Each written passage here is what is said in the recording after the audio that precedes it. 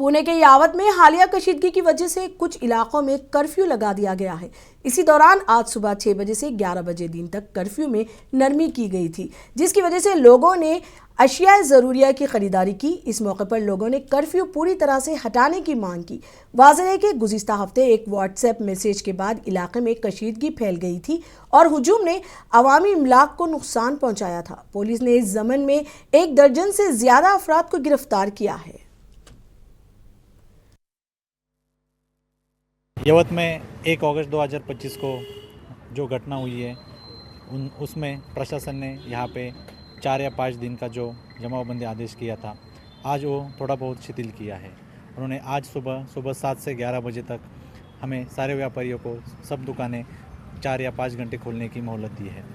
लेकिन हमारी सब व्यापारियों से और प्रशासन से विनती है कि आप जल्द से जल्द ये जमावबंदी शिथिल करके हमें अपना कीमती समय दे दे और हमें व्यापार करने की अनुमति दे दे। 6 से 11 बजे तक कोई आपत्तिजनक कुछ हो गया नहीं। अभी पूरा गांव फुल डे पूरा दिन खुला रहने मांगता, ऐसा सब व्यापारी लोग बोल रहे। तो भी गिराहक आ जाएगा, नहीं तो गिराहक नहीं आएगा, व्यापार होता नहीं। 2 घंटे में क्या होने वाला है, पूरा दिन खुला रहेगा तो अच्छा लगेगा।